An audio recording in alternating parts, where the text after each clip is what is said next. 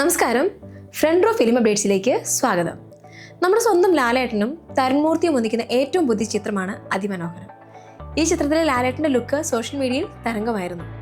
ചിത്രം പ്രൊഡ്യൂസ് ചെയ്യുന്നത് ആഷിഖ് ഉസ്മാൻ പ്രൊഡക്ഷൻസിന്റെ ബാനറിൽ ആഷിഖ് ഉസ്മാനാണ്. ഈ സിനിമയിൽ നായികയായിരുന്നത് മീര ജാസ്മിനാണ്. സംഗീതം നൽകിയിരിക്കുന്നത് ജേക്സ് ബിജോയാണ്. തുടരുമെന്ന ബ്ലോക്ക് ബസ്റ്റർ ചിത്രത്തിന് ശേഷം തരുൺമൂർത്തിയും ലാലേട്ടനും ഒന്നിക്കുന്നു എന്നുള്ളത് ഈ ചിത്രത്തിന്റെ ഒരു വലിയ പ്രത്യേകതയാണ്. അതുകൊണ്ട് തന്നെ പ്രേക്ഷകർ വളരെയധികം പ്രതീക്ഷയോടെയാണ് ഈ ചിത്രത്തെ കാത്തിരിക്കുന്നത്. ഈ സിനിമയുടെ റിലീസ് ഡേറ്റ് അനൗൺസ് ചെയ്തിട്ടുണ്ട്. ക്രിസ്മസ് റിലീസായിട്ട് ഡിസംബർ 24-നാണ് ചിത്രം തിയേറ്ററുകളിൽ. സൂപ്പർ സ്റ്റാർ സുരേഷ് ഗോപിയുടെ ഇപ്പോൾ അണിയറയിൽ ഒരുങ്ങിക്കൊണ്ടിരിക്കുന്ന ഏറ്റവും ചിലവേറിയ ഒരു ചിത്രമാണ് ഒറ്റക്കൊമ്പൻ. ഇതൊരു മാസ് ആക്ഷൻ എന്റർടൈനർ സിനിമയായാണ് പുറത്തിറക്കുന്നത്. ചിത്രത്തിന്റെ സംവിധാനം നവാഗതനായ മാത്യു തോമസ് ആണ്. ഈ ചിത്രം പ്രൊഡ്യൂസ് ചെയ്തിരിക്കുന്നത് ശ്രീ ഗോകുലം മൂവീസിന്റെ ബാനറിൽ ശ്രീ ഗോകുലം ഗോപാലനാണ്. ചിത്രത്തിന്റെ രചന ഷിബിൻ ഫ്രാൻസിസ്.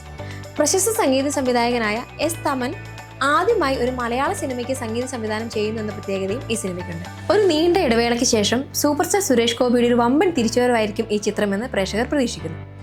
അഭിനവ് സുന്ദർ നായക് തിരക്കഥ എഴുതി സംവിധാനം ചെയ്ത ചിത്രമായിരുന്നു മോളിവുഡ് ടൈംസ്. തിയേറ്ററിൽ ഈ ചിത്രത്തിന് വലിയ സ്വീകാര്യതയാണ് ലഭിച്ചത്.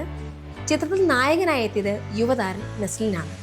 നെസ്ലിനെ കൂടാതെ ഷറഫുദ്ദീൻ, വിനീത് ശ്രീനിവാസൻ, ഗോപിക രമേശ് തുടങ്ങിയവർ ഈ ചിത്രത്തിൽ പ്രധാന വേഷത്തിലെത്തി.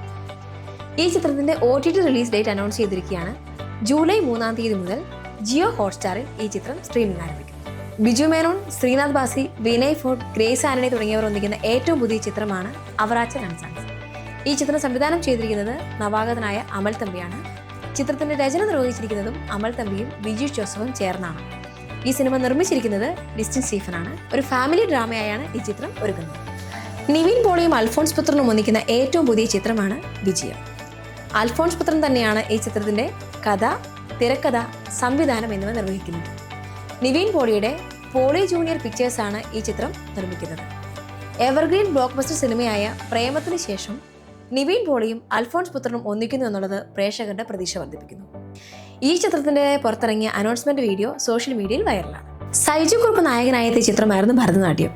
ഈ ചിത്രം തിയേറ്ററിൽ വലിയ വിജയമായിരുന്നില്ലെങ്കിലും ഇതിന്റെ OTT റിലീസിൽ ചിത്രം വലിയ ജനശ്രദ്ധ നേടിയിരുന്നു. ചിത്രത്തിന്റെ രണ്ടാം ഭാഗമായി ഈ വർഷം തിയേറ്ററുകളിലെത്തിയ മോഹിനിയാട്ടം വലിയ വിജയം കൈവരിച്ചു. ഇപ്പോഴിതാ ഈ ചിത്രത്തിന്റെ 3-ാം ഭാഗം അനൗൺസ് ചെയ്തിരിക്കുകയാണ് രാസലീല. ഭരതനാട്യവും മോഹിനിയാട്ടവും ചെയ്ത അതേ ടീം തന്നെയാണ് രാസലീലയും ഒരുക്കുന്നത്. ഈ ചിത്രം 2028-ൽ തിയേറ്ററുകളിലെത്തും. അപ്പോൾ ഇതുപോലുള്ള ഏറ്റവും പുതിയ സിനിമാ വിശേഷങ്ങൾക്കായി ഈ ചാനൽ സബ്സ്ക്രൈബ് ചെയ്യുക.